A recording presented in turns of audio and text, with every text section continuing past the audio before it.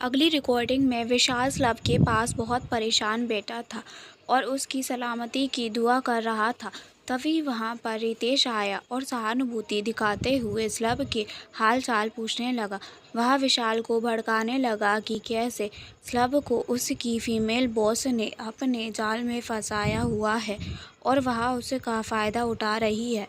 साथ ही प्रमोशन के नाम पर उसे वर्क प्रेशर से लादा हुआ है। इसी कारण उसका यह हाल हुआ। रितेश ने ही विशाल के कान भरे कि अगर वह कंपनी पर और उसकी बॉस पर केस कर दे तो उसे करोड़ों का हर्जाना मिल सकता है। साथ ही वह विशाल को आश्वासन भी दे रहा था कि वह उसके लिए पर्याप्त सबूत जुटा देगा और उन सबूतों को इतना वायरल कर देगा उसका केस बहुत सॉलिड हो जाएगा। यह देखकर तो पारोमिता और स्लव के पैरों तले की ज़मीन निकल गई। बास्टर्ड कहीं का मेरे पास मेरा वेल विशर बनकर आया था और कितना कमीना निकला। ज़रूर वह मॉर्फेड फ़ोटोज़ भी यही वायरल कर रहा था। मैं आज ही यह इनपुट साइबर क्राइम ऑफिसर को दे दूंगी। पारोमिता गुस्से से फुकारने लगी। रिकॉर्डिंग में आगे वह विशाल से डील कर रहा था कि उसकी मदद से उसे जो मोटा हर्जाना मिलेगा उसमें से 1 करोड़ उसका हिस्सा होगा। साथ ही यह भी कि उसका कहीं नाम नहीं आना चाहिए वरना उसकी नौकरी चली जाएगी। काफ़ी समझाने के बाद विशाल उसकी बात मान गया। काफ़ी कुछ क्लियर हो गया था मगर स्लव को यह सवाल खाया जा रहा था कि उसका बड़ा भाई बजाय अपराधी को ढूंढने के सिर्फ हर्जाने के पैसे के पीछे क्यों पड़ा था। इसका जवाब भी है मेरे पास। डॉक्टर अनिमेष बोले, तुम्हारे भैया बिजनेस लॉस के कारण पूरी तरह से कर्जे से डूबे हुए हैं। यह बात उन्होंने मुझे बताई थी कि वह हॉस्पिटल का बिल चुकाने की हालत में बिल्कुल नहीं है। इसीलिए अगर स्लब के बचने के चांस नहीं हैं तो वह उसका लाइफ सपोर्ट सिस्टम हटा दें। तब मैंने उन्हें समझाया था कि स्लव की ट्रीटमेंट की चिंता मुझ पर छोड़ दें। शायद इसीलिए उन्होंने पुलिस कंप्लेंट करने के बजाय इस स्थिति को अपने कर्ज उतारने के लिए यूज़ करना ज़्यादा बेहतर समझा। चलो फाइनली सब क्लियर हुआ और सबसे बड़ी बात स्लव ठीक हो गया। नहीं अभी भी कुछ है जो तुम्हें देखना है। डॉक्टर अनिमेष ने अगली रिकॉर्डिंग चला दी।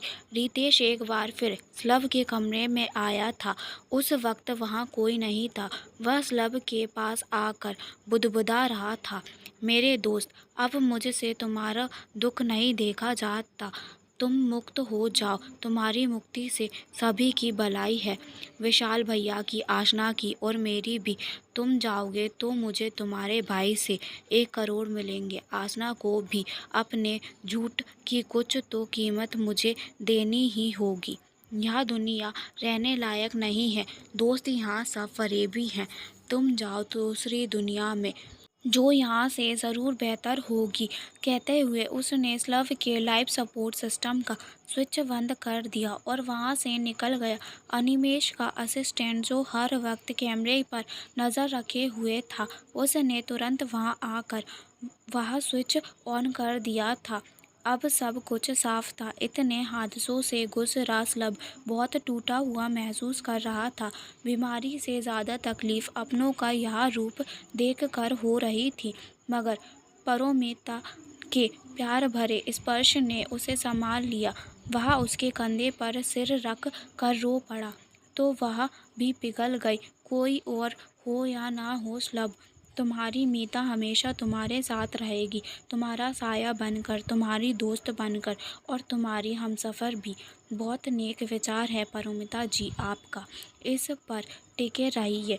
अब मैं आप दोनों को कुछ स्पेस देता हूँ और पुलिस को कॉल कर लेता हूँ ताकि जो भी लोग इस केस में इन्वॉल्व हैं उन्हें अपने किए की सज़ा ज़रूर मिले। एक बात और, रूम से सारे कैमरे हट गए हैं और अब कोई रिकॉर्डिंग नहीं हो रही है, सो कैरी ऑन। डॉक्टर एनिमेश हंसते हुए रूम से बाहर चले गए। स्लब और उसकी मीता फिर एक बार एक दूसरे की बाहों में डूब गए, फिर कभी अलग ना होने के लिए। दोस्तों, स्लब और परोमिता की यह प्रेम कहानी आपको कैसी लगी हमें कमेंट करके ज़रूर बताएं।